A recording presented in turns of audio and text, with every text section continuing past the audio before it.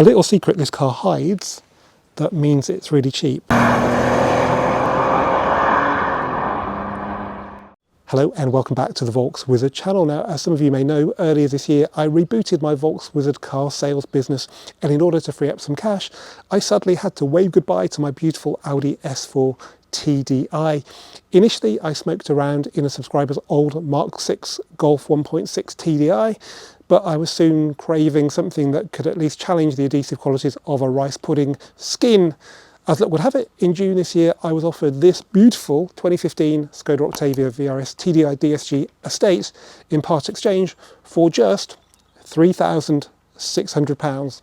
I'll say that again, £3,600. And that meant for just £1,000 on top of what I got for the Golf, I could make it my new daily driver. Why was it so cheap? Well, stay tuned, because in today's video, I'm going to give you a tour of the inside and the outside, and we'll go for a drive. I'll explain what's gone wrong over the few months and 2,000 miles that I've owned it, and you'll find out exactly why it was one of the best value cars I've ever bought. Firstly, I'd like to apologise for neglecting SKODA on the channel. I know it's Volks Wizard, but I like to cover everything from the Volkswagen Group, and SKODA have made some really good cars in their time. The only video I can remember was a review of the then brand new Mark IV Octavia VRS back in 2021. Put it this way, after that review, I don't think SKODA were that keen to lend me another car, and it wasn't really a brand I bought and sold very much, but that might all change now with Volks Wizard Mark II. So this is a Mark III Octavia VRS. We've had 4 generations of Octavia so far. The first one from 99 to 2006, and Mark II was 2006 to 2013. Then Mark III was 2013 to 2020, and then the Mark IV from 2020. The easiest way to think of this Mark III is like a Mark VII Golf, because it was in production for roughly the same time, 2013 to 2020, and it also had a mid-term facelift in about 2017, just like the Mark VII Golf did, with a 7.5. The most obvious difference was a redesign of the headlights. Other than that, it's pretty much the same car. The easiest car to compare this particular diesel estate Mark III with is the Golf GTD estate, because it's identical in all the key areas: engine, gearbox, even the brakes. What is interesting though is that it beats the Golf GTD estate to market by at least, well, nearly 2 years. I'd say at least probably 18 months. The upshot of that, coupled with the fact that the Octavia VRS estate was already an established model when the Mark III version was launched, means that today there are actually 4 times more Mark III TDI Octavia VRS estates than there are Golf GTD estates. Prices are actually quite close, but the effect of having more to choose from means that you're more likely to find one closer to where you are, with the spec that you want, in the condition you want, and you're also much more likely to find a bargain. So under the bonnet, we have the 184 horsepower diesel engine. This car's got the 6-speed DSG. You could choose between a hatchback or an estate, and you could choose between a petrol and a diesel. Now, back in 2015, this car was 26.5 grand, which wasn't actually that much cheaper than a Golf GTD estate, and spec-wise, it wasn't perfectly aligned. For example, you only got rear parking sensors when the Golf got front and rear. You only got traditional cruise control when the Golf got adaptive cruise, and you only got Bluetooth as an extra cost option, which seems bizarre really. Luckily this car has got it, otherwise it would feel really clunky. Unlike the Golf though, there were some pretty nice colours you could order your Octavia VRS in. So as well as the usual sort of blacks, greys, silvers and whites, there was rally green, and there was a yellow, and there was a signature race blue, which was a bit like, I suppose, R32 deep blue.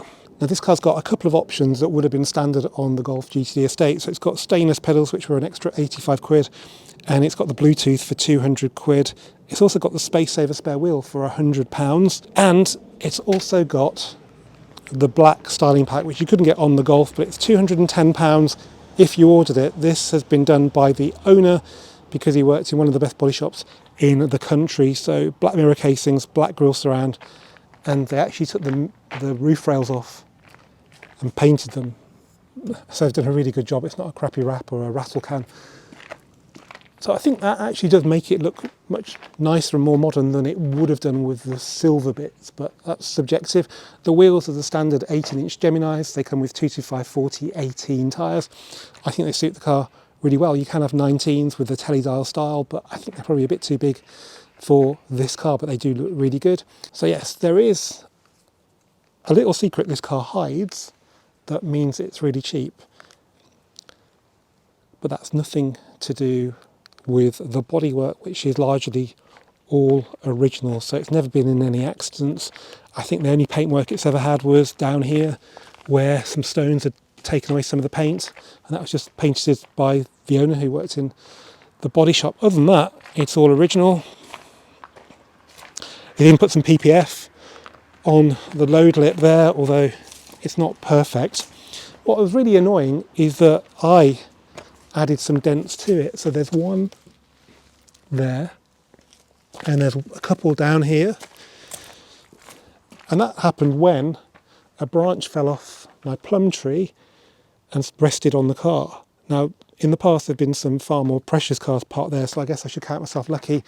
And I think it's a really easy job for a paintless dent removal man to get that out. I just haven't had mine come round to do any cars because the cars you sold me don't have any dents in them.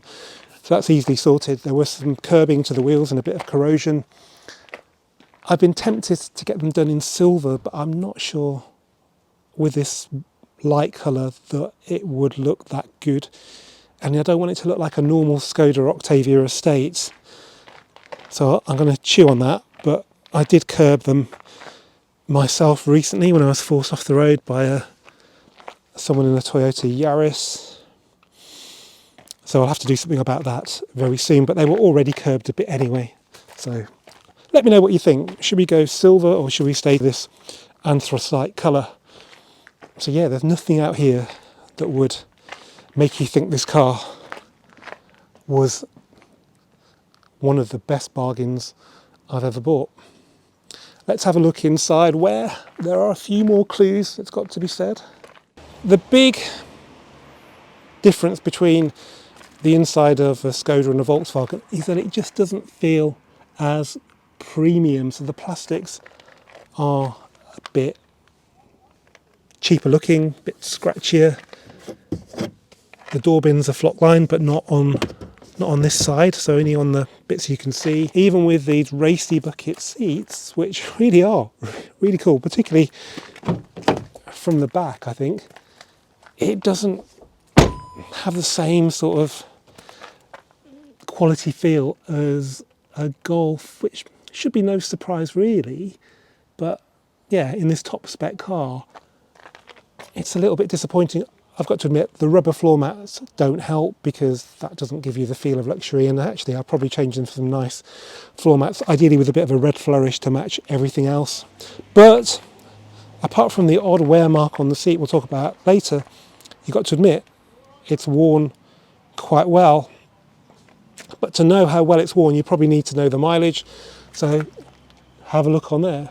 153,102. I've looked at the receipt when I bought it in June. I bought it just over 151, so I've done 2,000 miles in it. And bearing that in mind, I don't think you can complain too much. Although that is a very strange place to have a hole in the seat. You generally get them around here or here. Well, these are actually pretty good with a bit of Autoglim leather care balm. It would look amazing. But that is, yeah, strange. I've sewn it together a bit to make the hole smaller. I've actually got a seat cover I'm going to swap onto this seat myself, which should make it look a lot better. Let's get in and have a closer look then. Oh, check that out, Golf owners. Look at that. It's one thing you get on these you don't get on the Golf. This is quite funny because when the car came in Part X, I did a very short test drive. Before I'd even left the site, that warning about the gear shifter needing to be in park came up on the dashboard. I figured it had been something that would happen all the time, but actually since I bought it and done 2,000 miles in it, it's come on the dash about 4 or 5 times and normally vanishes. I have bought the repair loom that involves taking all this apart. I bought that back in June, but I haven't bothered fixing it because it's so infrequent, but I'm probably going to have to do that. So this, a bit like the early Mark 7 Golf GTIs, doesn't have heated seats, which is a shame. That was still an option. and it doesn't have navigation, which is less of an issue because thankfully, unlike the early Mark 7s, we've got a USB port. On Mark 7s you have this proprietary cable you have to have. So with that USB port and the Bluetooth on this car, which was, I can't believe it, an extra, I can put my phone on there with the mega mount, courtesy of Joe Achilles, telling everybody how good they were. I went and bought a few of them, plug that in, and I can have audio from the phone coming through the head unit and also have Waze as well in the background telling me what's what.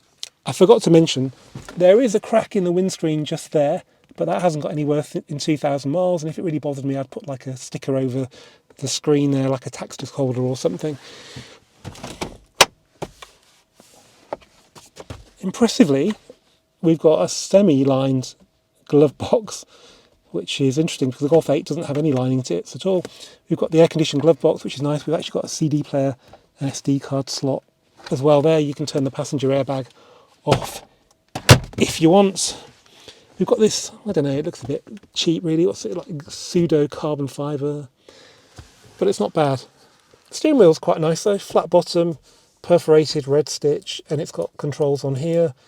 We have got paddles because it's DSG, which is, I use them a lot. We've got the normal cruise, which is, I think, after driving this car yesterday for a long trip, I think this is one of the best cruise controls because you can trim the speed with this button here. You don't really have to think about it too much.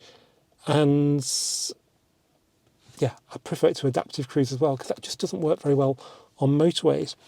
We have got climate control and it works, and it's 2-zone as well, just like the Golf.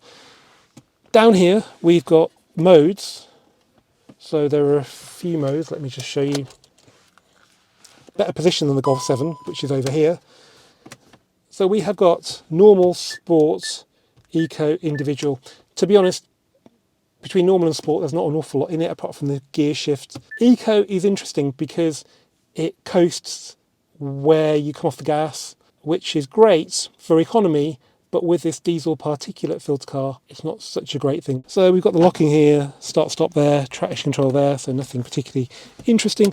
12-volt socket there, cup holders which are a bit small, but they just about work. Stowage in here, just like a Golf, I think. And this is like a mobile phone holder, I think. I would expect that, yeah, to go in there, but I think it's a bit small for even my small phone, so not sure what you put in there. Handbrake, it's got a red stitch, so it's all right, but there's just something about here where there's no colour at all, where it looks pretty depressing. Now let's have a look in the back, which is the pièce de résistance for the Octavia and the reason why you'd buy it over a Golf. So this is most definitely in my driving position. I am 6 feet tall. I've got loads of knee room, loads of headroom, and even with these bulky bucket seats, it doesn't feel too claustrophobic in here.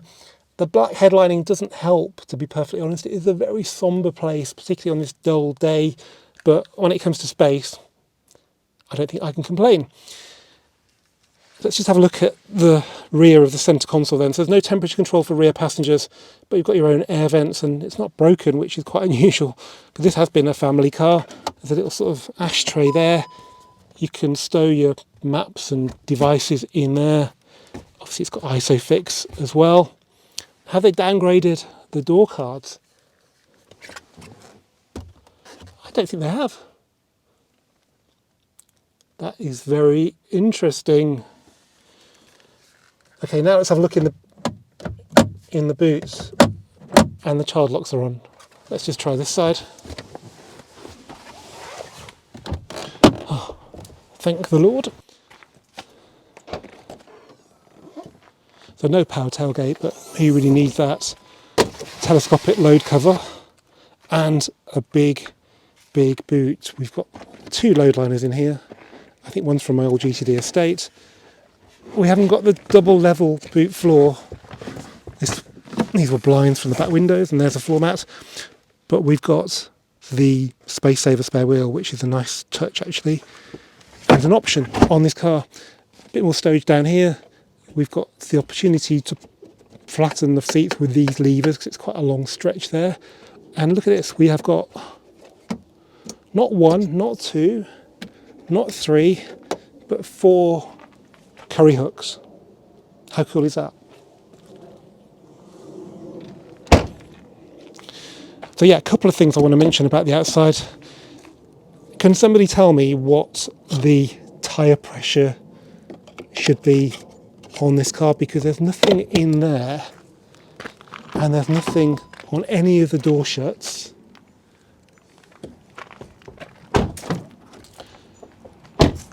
So I have no idea. I'm guessing 39 front, 36 back.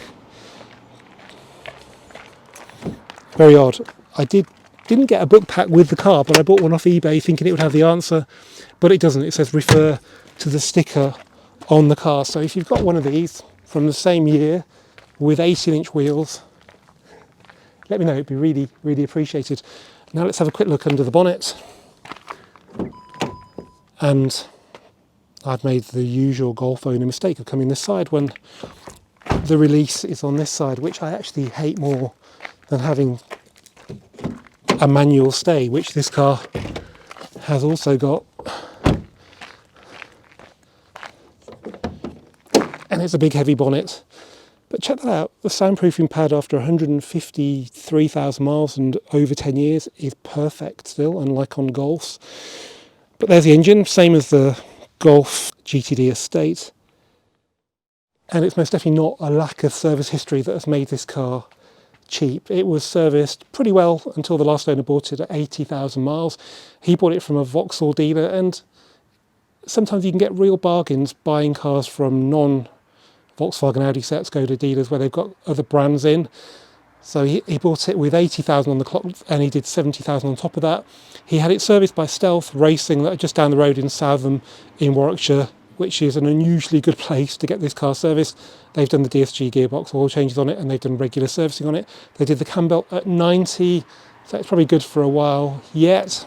But yeah, it's just the mileage. Does that have any effect on the way the car drives? Well, there's only one way to find out. Let's go and see how a SKODA Octavia VRS with 153,000 miles feels on the road.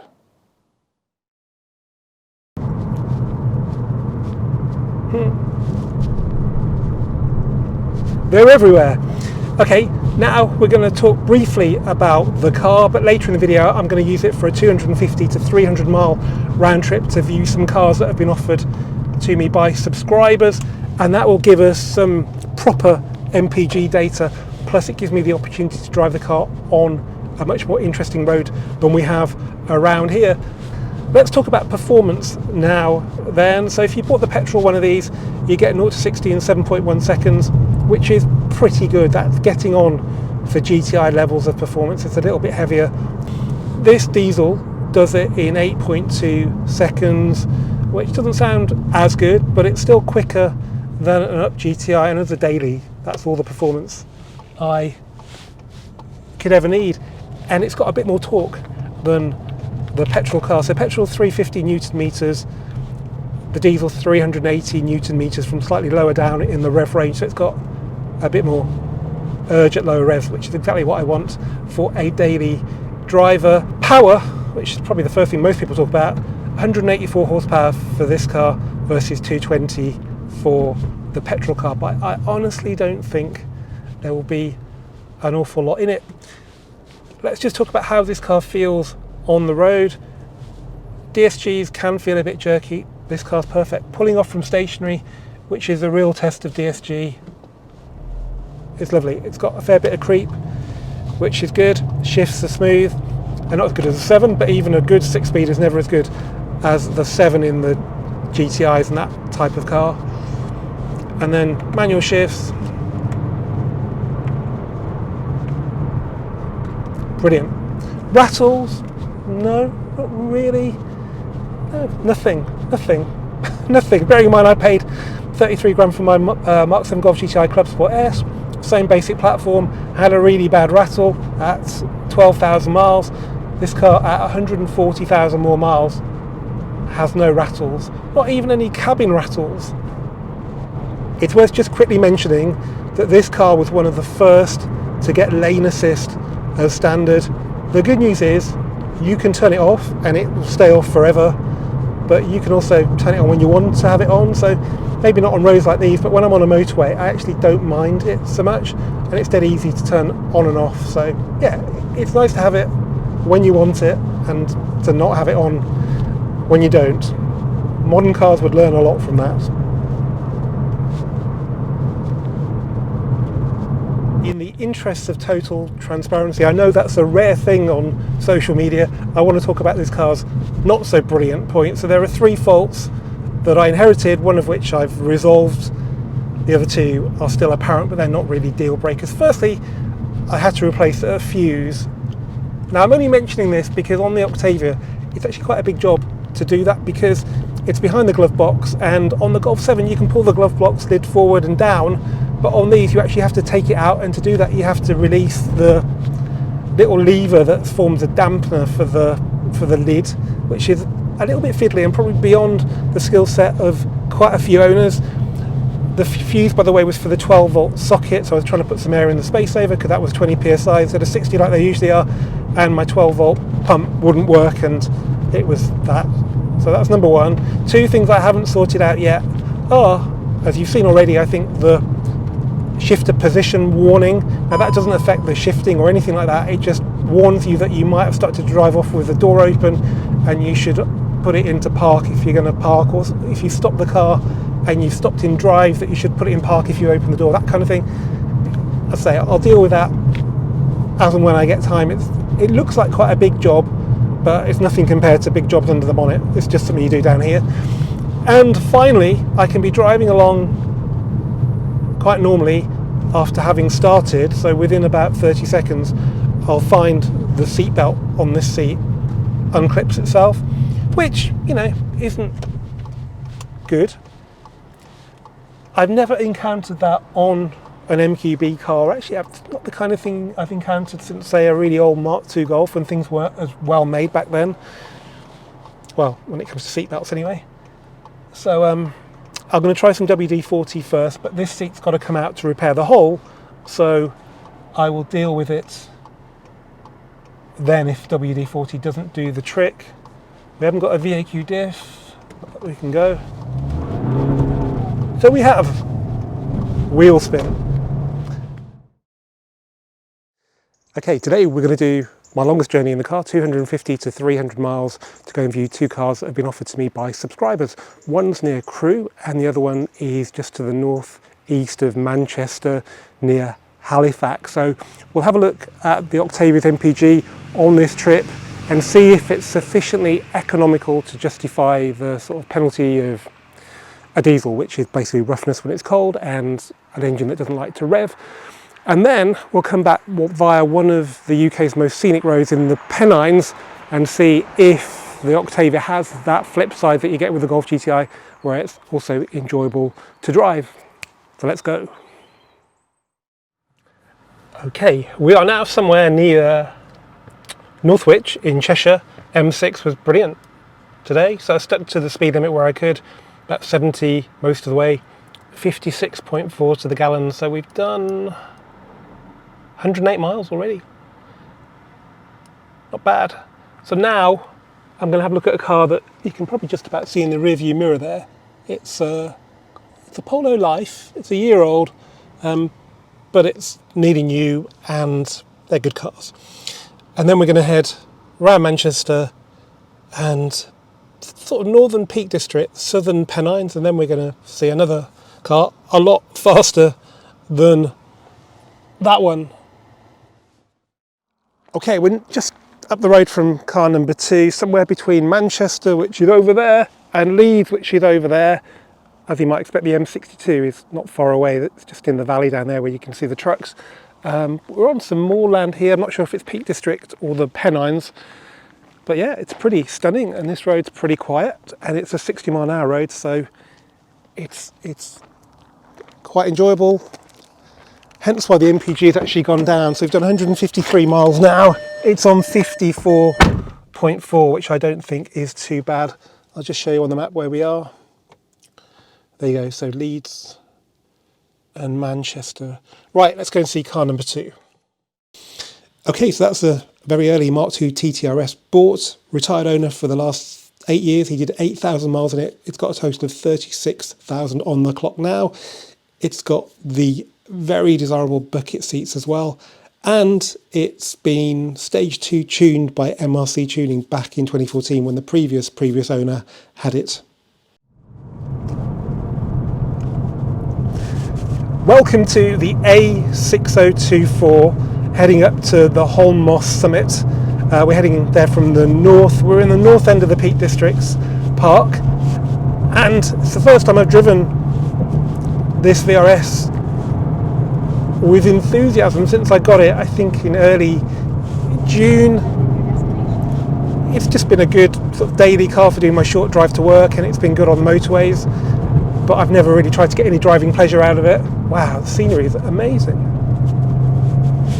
But yeah, it hangs together pretty well. We've got passive dampers, but they seem to be in pretty good order. Damping's really good. We've got Michelin tyres, which are okay. They're not like sporty Pilot Sport 4S's, but they're okay. We don't have a VQ diff, which I would like, because with all the diesel's torque, it can be a little bit scrabbly coming out of junctions, but it's not too bad. The ride is okay. As I said earlier, I'm not sure what the correct tyre pressure should be, but it feels a little bit brittle on 39 front, 36 back, so if they're a little bit lower, I think it would feel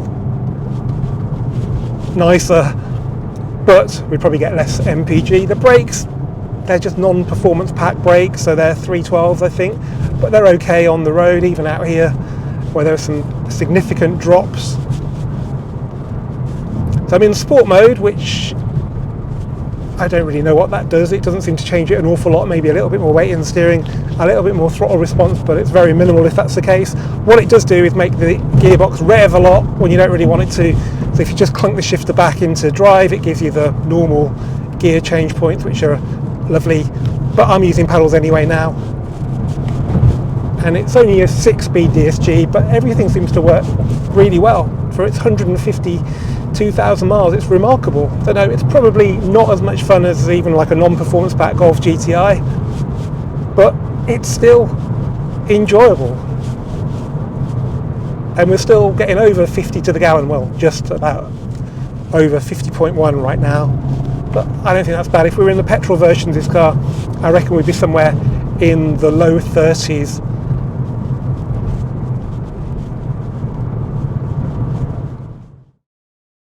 Well guys, there we have the best value car I have ever bought, all because it's just got a few numbers illuminated on the dashboard. And I'm not saying high mileage cars are without risk, but if you know what you're doing, or you've got someone who can help you with finding a good car, then I think there are some real gems out there. But service history is really, really important. This car's had 3 gearbox oil changes, and I think that's probably quite key to the fact that it still shifts really well, and that's important because any DSG issues are big money, and we don't want those, do we? As ever guys, thanks for watching this Volkswagen video. Keep subscribing, keep commenting, and I'll see you for the next one very soon.